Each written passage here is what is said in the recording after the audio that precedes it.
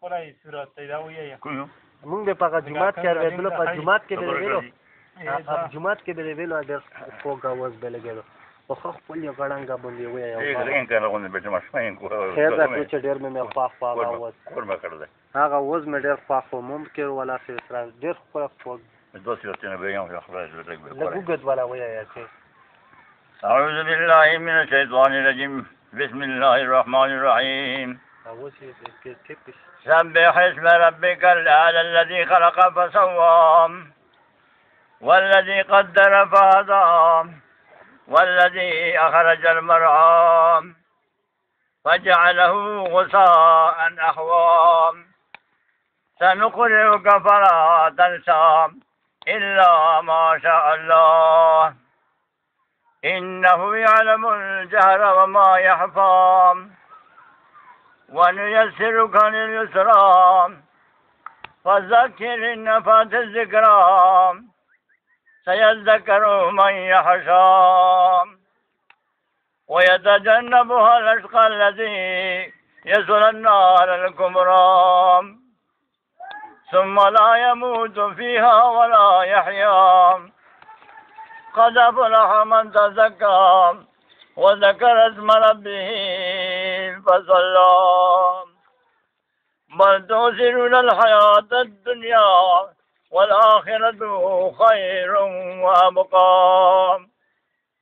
إن هذا لفي الصحف الأولى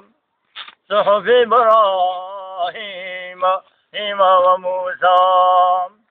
بسم الله الرحمن الرحيم إذا زلزلت الأرض زلزالها وأخرجت الأرض أثقالها وقال الإنسان ما لها يومئذ تحدث أخبارها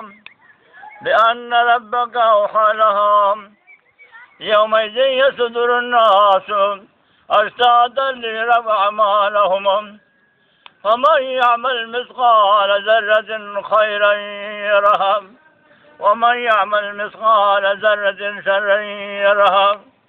سبحان ربك رب العزة عما يصفون وسلام على المرسلين والحمد لله رب العالمين ربنا ما خلقت هذا باطلا سبحانك فقنا عذاب النار ربنا إنك من تدخل النار فقد أخذيته وما للظالمين من أنصار ربنا إننا سمعنا مناديا ينادي للإيمان أن آمنوا بربكم فآمنا ربنا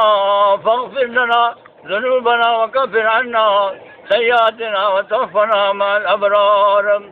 ربنا وآتنا ما وعدتنا على رسلك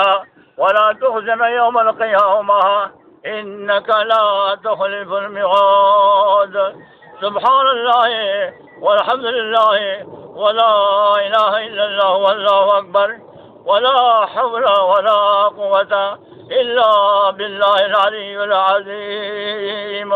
برحمتك يا أرحم الراحمين